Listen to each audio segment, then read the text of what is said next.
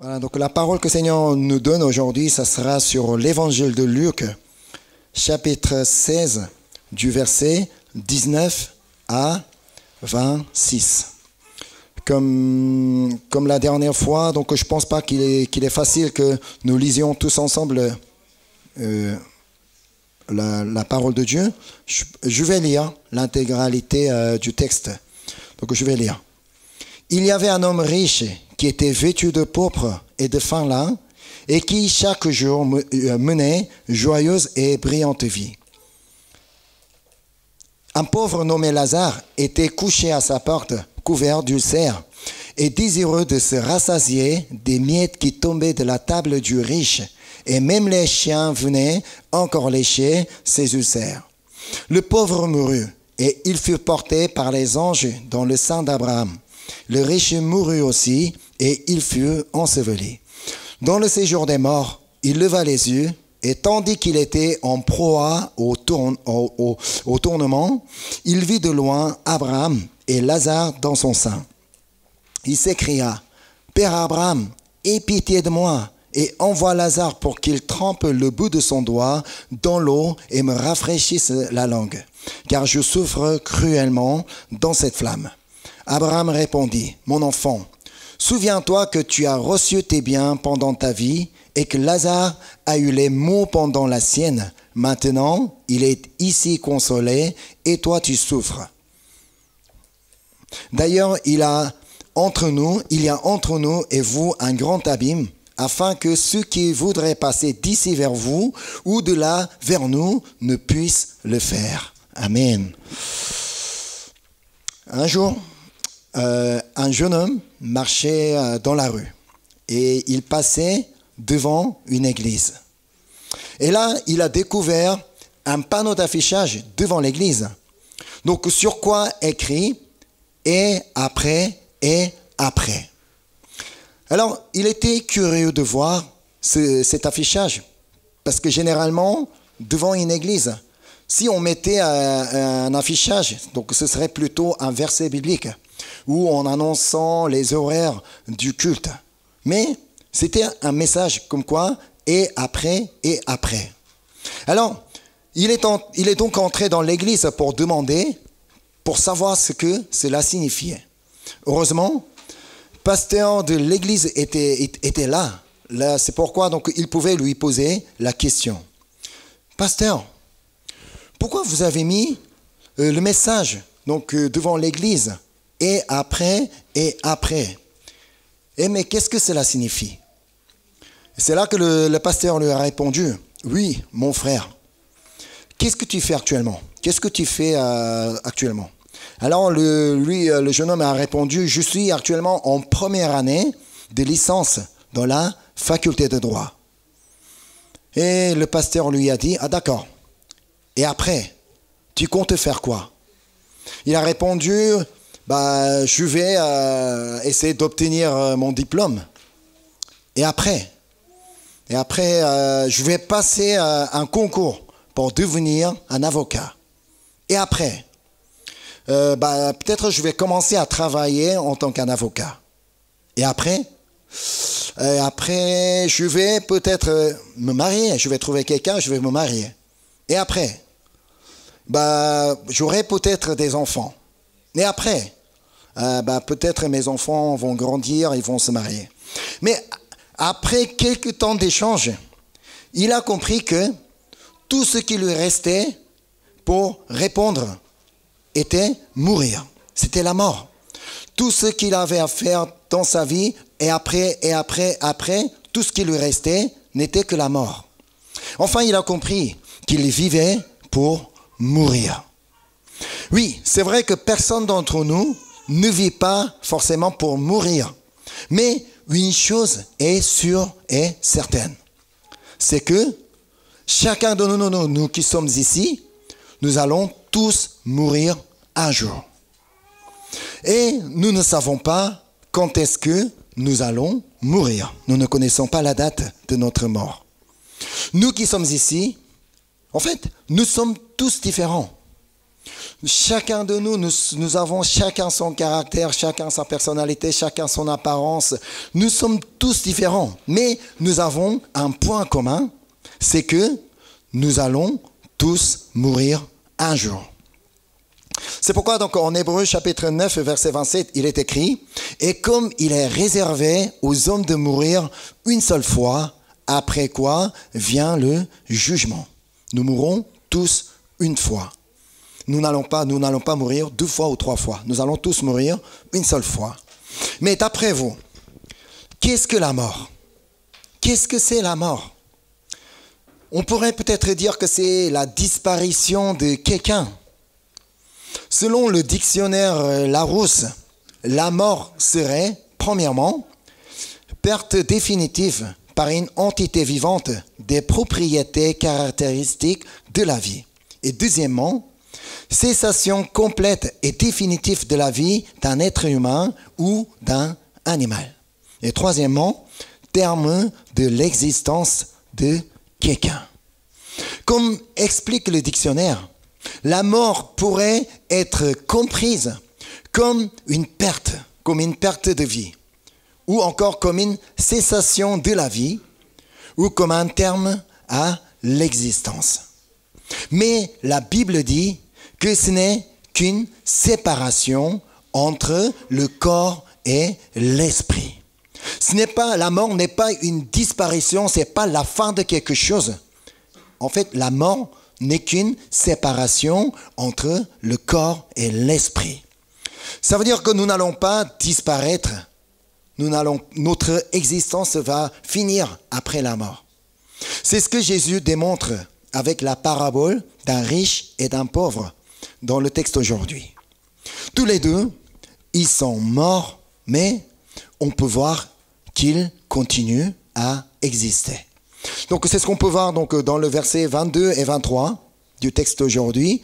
Le pauvre mourut, il est mort, et fut porté par les anges dans le sein d'Abraham. Le riche mourut aussi, et il fut enseveli. Dans le séjour des morts, il leva les yeux, et tandis qu'il était en proie au tourment, il vit de loin Abraham et Lazare dans son sein. Rien que ces 2 versets nous parlent beaucoup de choses. Premièrement, qu'on soit riche ou pauvre, nous allons tous finir par mourir. Qu'on soit en bonne santé ou en mauvaise santé, on va finir par mourir. Et qu'on soit heureux ou qu'on soit malheureux, on va tous finir par mourir.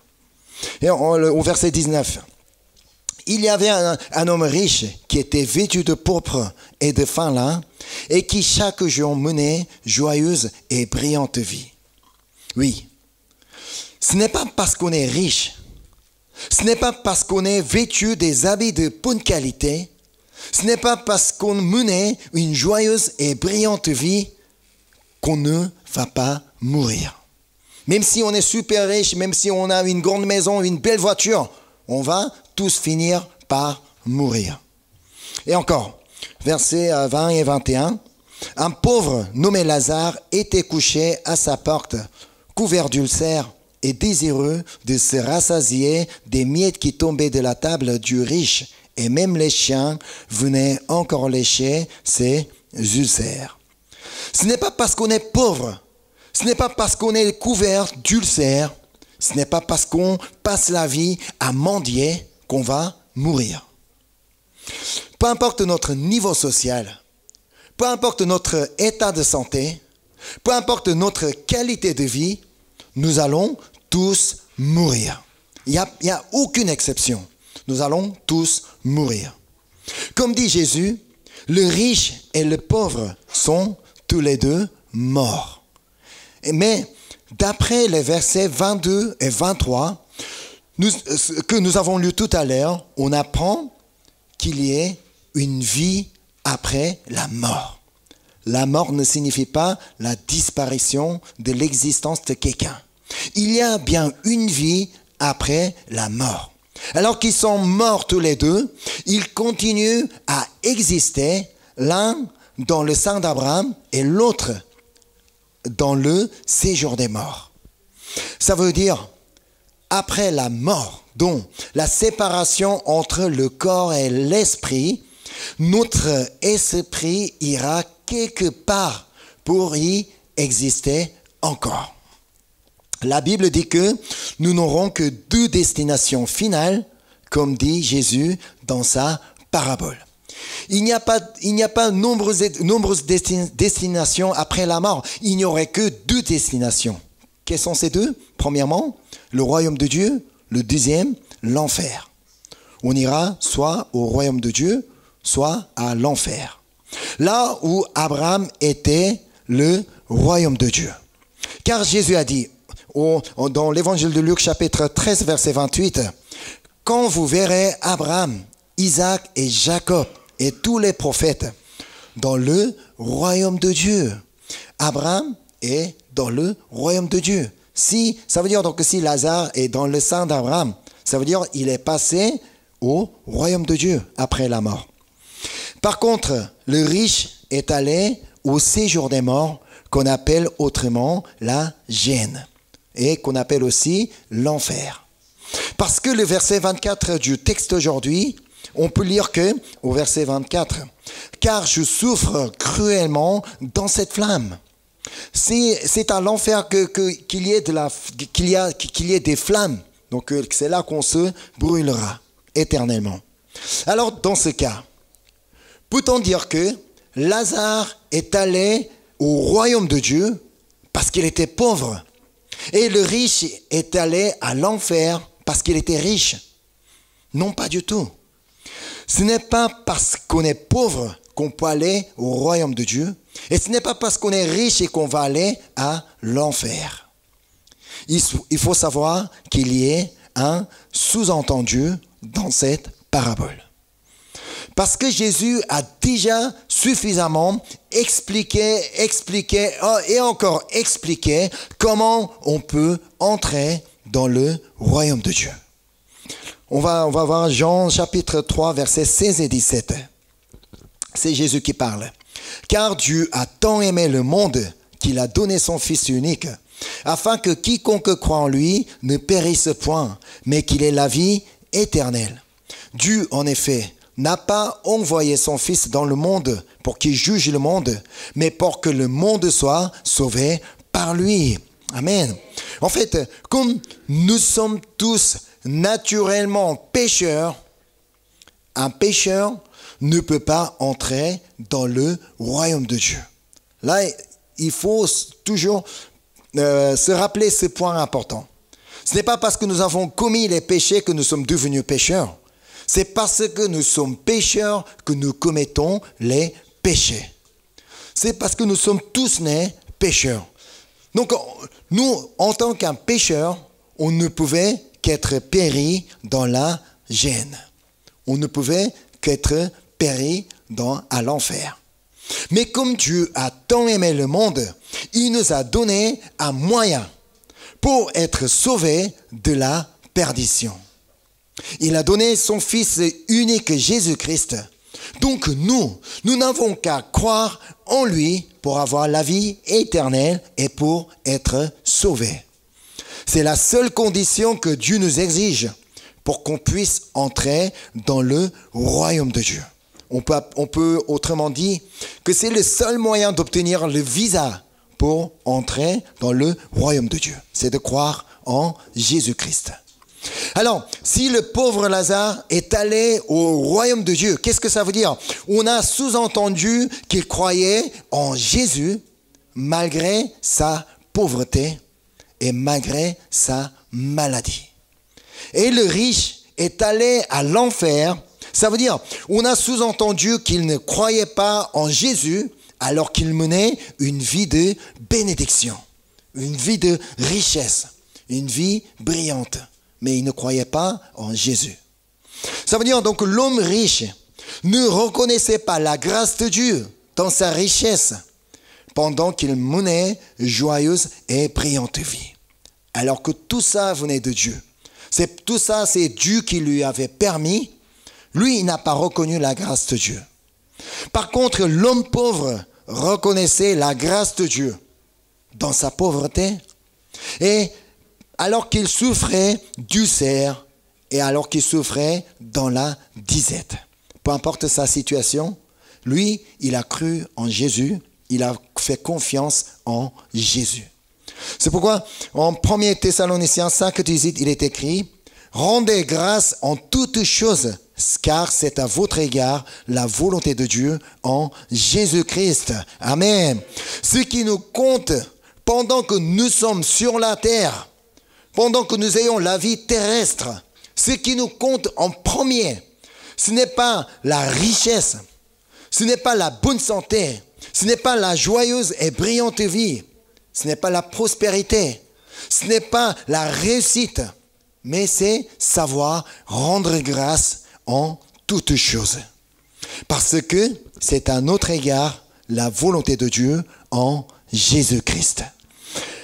Un jour, quand nous serions devant Dieu, donc parce que nous allons tous mourir un jour, et nous allons nous tenir devant notre Seigneur, et quand nous serions devant Dieu, il nous posera certainement la question, mais qu'est-ce qu'il nous demandera?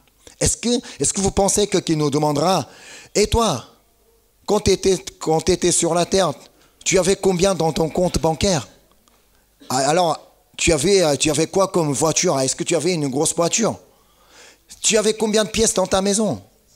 Et est-ce que tu avais quoi comme diplôme? Ta licence, master? Ou tu faisais partie d'une grande église, une méga church? Est-ce qu'il posera telle question? Non, il est peu probable. Mais la question qu'il nous posera, certainement, c'est que, est-ce que tu as fait la volonté de Dieu? C'est la question que Dieu nous posera. Est-ce que tu as fait la volonté de Dieu? Est-ce que tu as rendu grâce en toutes choses?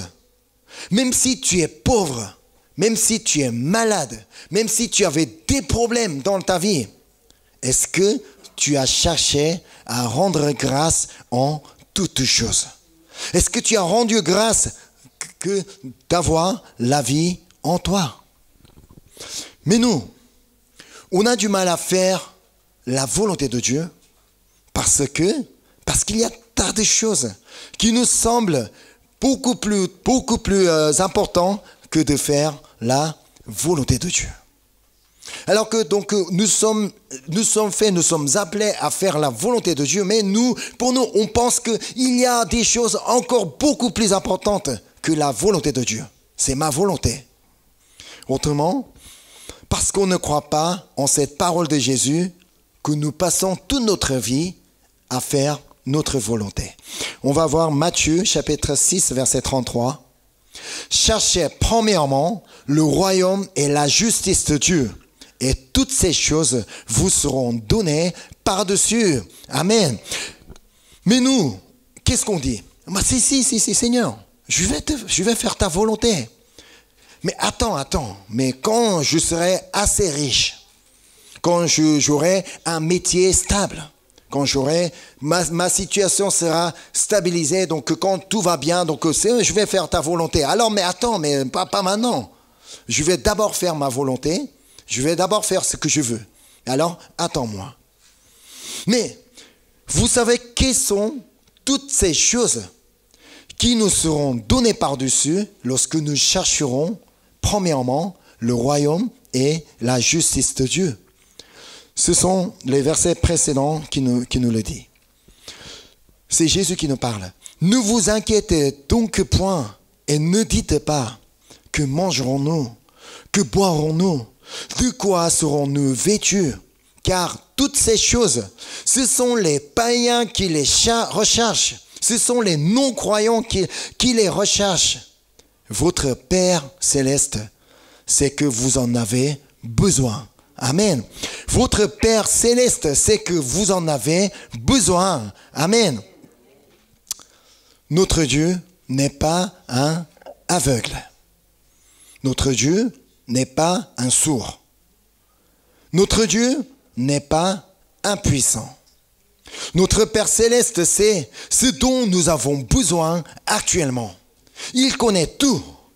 Il connaît ce que nous avons vraiment besoin actuellement et aujourd'hui.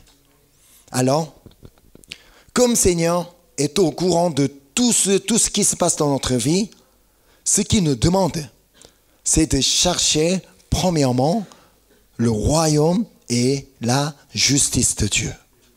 Alors, qu'est-ce que c'est chercher premièrement le royaume et la justice de Dieu?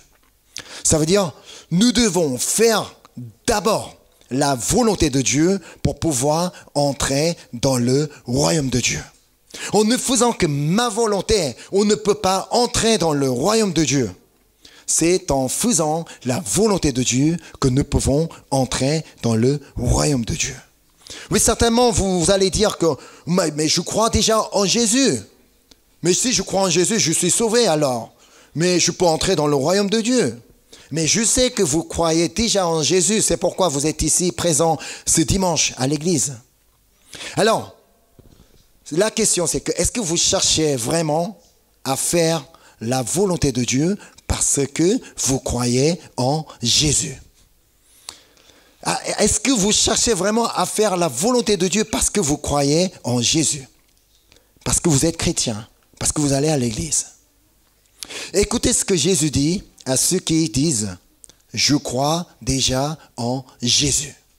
Donc c'est en Matthieu chapitre 7, verset 21. Ceux qui me disent « Seigneur, Seigneur » n'entreront pas tous dans le royaume des cieux.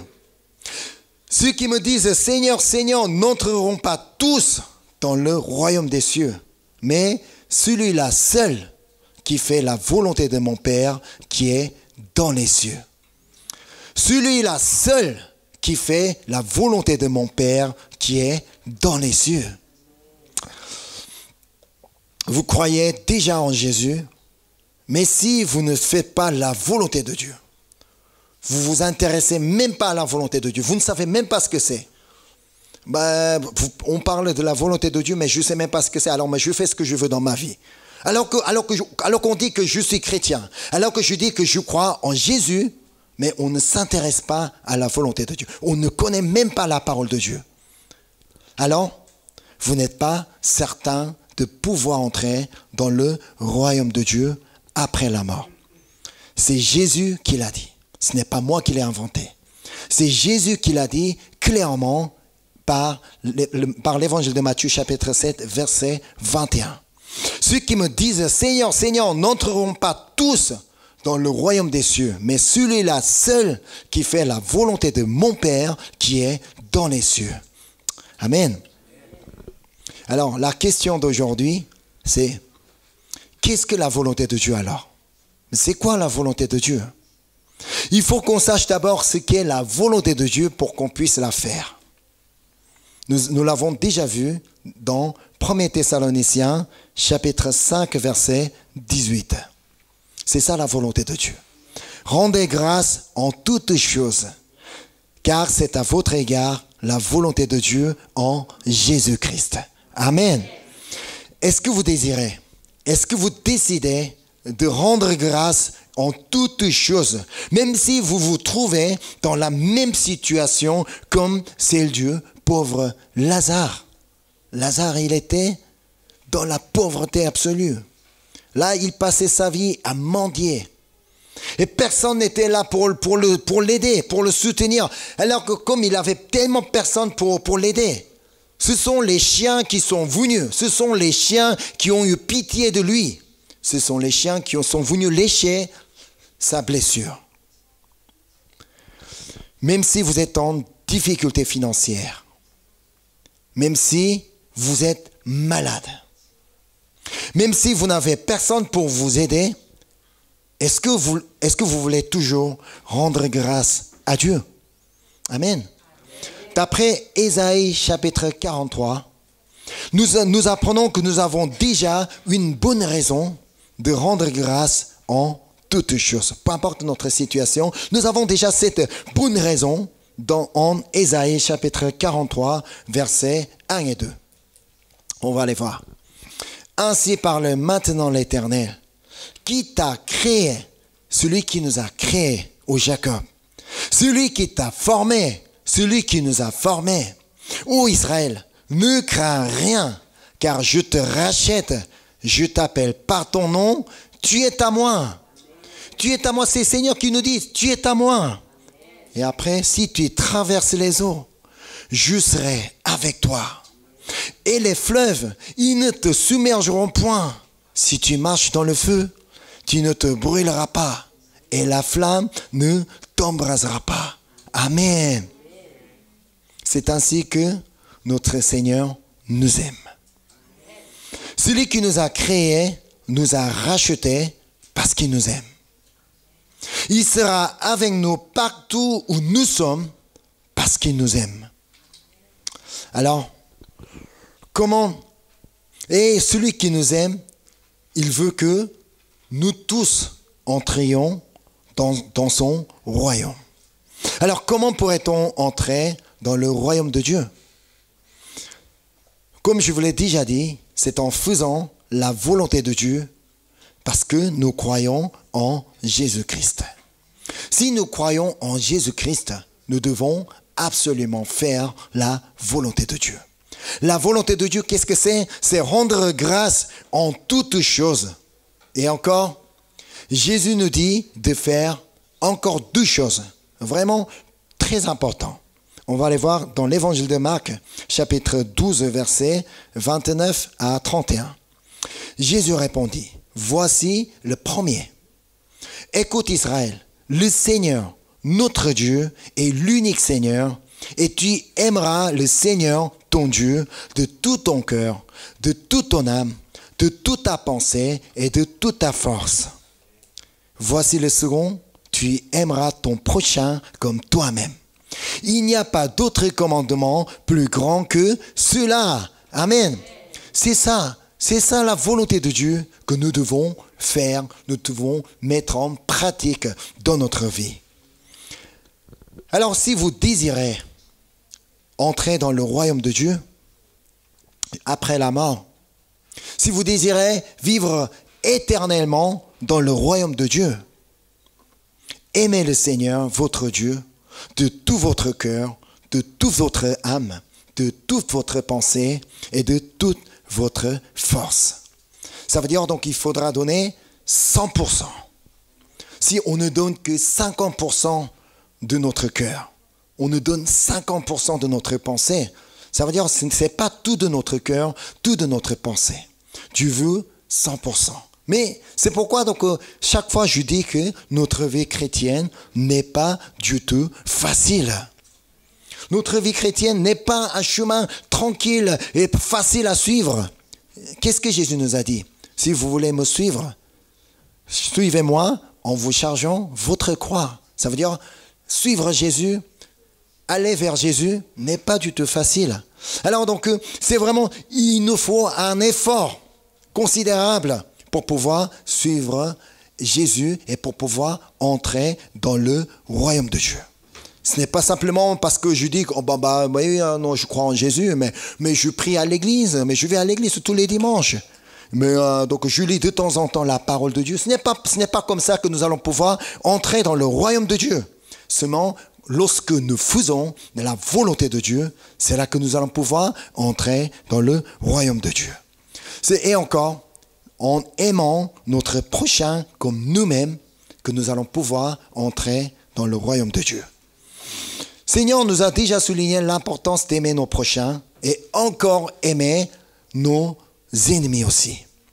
Alors qu'on continue à haïr quelqu'un, alors qu'on continue à détester quelqu'un, alors qu'on continue à critiquer, à juger quelqu'un, alors qu'on passe toute notre vie à faire comme ça, si nous désirons à entrer dans le royaume de Dieu.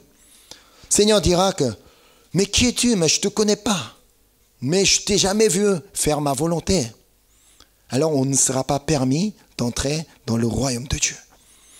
Alors, je vous invite donc aujourd'hui à aimer le Seigneur, notre Dieu, et notre prochain, et encore à rendre grâce en toutes choses, afin que nous puissions tous entrer dans le royaume de Dieu après la mort, afin que nous y vivions éternellement dans la joie et dans la paix. Amen. Amen. C'est pourquoi donc aujourd'hui, c'est vraiment très important. Gardons bien ces messages d'aujourd'hui.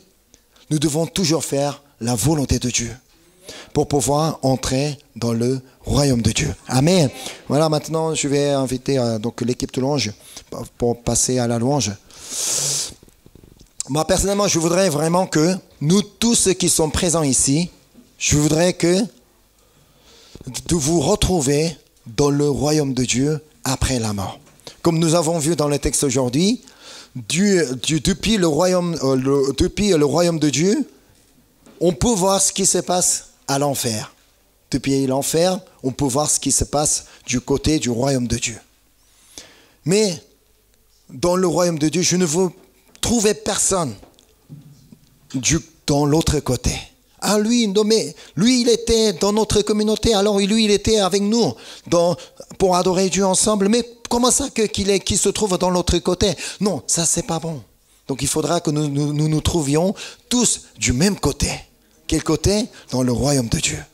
C'est en faisant la volonté de Dieu que cela est possible. C'est pourquoi donc aujourd'hui, nous allons chanter « Attire-moi à toi, ne me laissez pas. Je veux vraiment tout abandonner et restaurer notre amitié, Seigneur. Je veux vraiment t'aimer, Seigneur, de tout mon cœur. Je veux t'aimer de toutes mes pensées. Je veux t'aimer de toute ma force. Et je veux aimer aussi mes prochains comme moi-même. Et je veux rendre grâce en toutes choses, Seigneur. C'est ainsi que je voudrais continuer à faire ta volonté, Seigneur. Et chantons maintenant de tout notre cœur et nous allons passer à la prière.